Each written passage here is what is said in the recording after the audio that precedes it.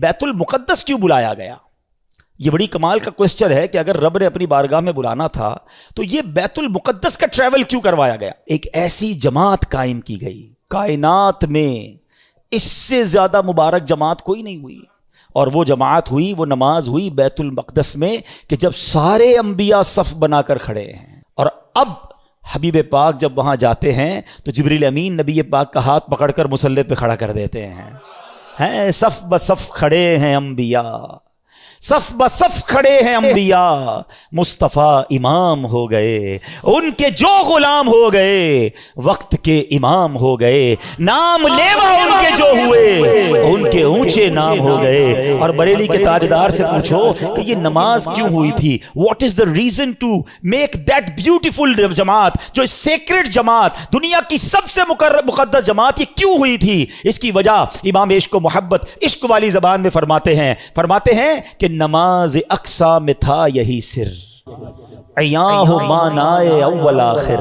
کہتے جو اقصا میں جماعت ہوئی تھی نا، اس میں ایک راز تھا، اور وہ راز یہ تھا کہ پتہ چل جائے کہ اول کون ہے، آخر کون ہے، افضل کون ہے، مفضول کون ہے، آقا کون ہے اور اس کے پیچھے کون ہے۔ سبحان اللہ۔ کہتے نماز اقصا میں تھا یہی سر، عیاں ہو مانائے اول آخر، ہے دست بستہ پیچھے حاضر، جو سلطنت آگے کر گئے تھے، جو پہلے سلطنت انبیاء کر گئے، وہ سارے ہاتھ باندھ کر پیچھے کھڑے ہیں۔ سب کو بتا دیا گیا کہ رب کا حبیب کون ہے، سب کا آقا کون ہے۔ گویا یہ منظر اس وقت ظاہر ہو گیا کہ خلق سے اولیاء، اولیاء سے رسول، اور رسولوں سے اعلیٰ، اور رسولوں سے اعلیٰ۔ مسجد اقصی میں جب نبی پاک علیہ الصلوۃ والسلام پہنچے نا، تو اب وہاں پر نبیوں نے خطبہ دیا۔ اب ذرا خطبہ سنیے گا۔ سب سے پہلے حضرت ابراہیم نے خطبہ دیا، الحمدللہ الذی اتخذنی خلیلا، تمام تعریفیں اس اللہ پاک کے لیے جس نے مجھے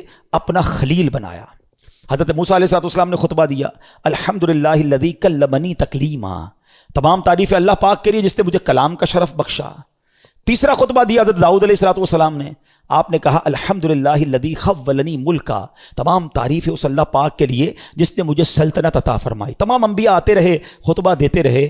اب جب نبی پاک علیہ السلام کی باری آتی ہے، اللہ کے حبیب کی باری آتی ہے، آپ نے فرمایا الحمدللہ الذی ارسلنی رحمتا للعالمین، تمام تعریفیں اس رب کے لیے جس نے مجھے رحمت بنا کر بھیجا۔ اسی خطبے کے دوران سنو اے امتیوں، تمہارے آقا تمہیں اس شاندار محفل میں بھی نہیں بھولے۔ ٹرائی ٹو انڈرسٹینڈ کس کوالٹی کی وہ محفل ہوگی۔ کائنات کے سارے بہترین، سب سے بہترین افراد جمع ہیں، اللہ کے حبیب خطبہ دے رہے ہیں، اور آڈینس کون ہے؟ انبیاء ہیں۔ سب اپنی اپنی بات کر گئے نا۔ سنو نبی پاک نے آگے کیا فرمایا۔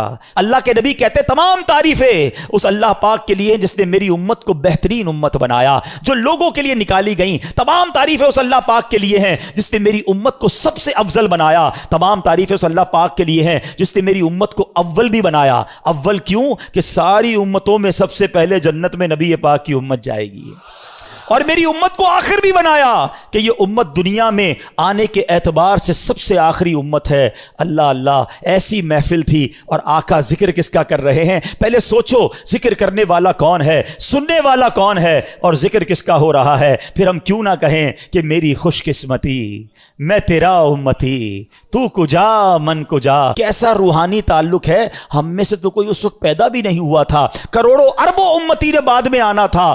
آقا معراج کی رات بھی اپنی گناہگار امت کو یاد رکھے ہوئے ہیں۔ ارے بتاؤ، جو دنیا میں امت نہیں آئی اس کا پہلے خیال رکھ سکتا ہے تو خود پردہ فرما جائیں تو بعد میں آنے والی امت کا خیال کیوں نہیں رکھ سکتا ہے؟ وہ آج بھی مدد فرماتے ہیں، وہ آج بھی نگاہ فرماتے ہیں، وہ آج بھی امت کا خیال رکھتے ہیں، اور سنو انشاءاللہ بروز قیامت بھی ہماری شفاعت فرمائیں گے انشاءاللہ عز و جل۔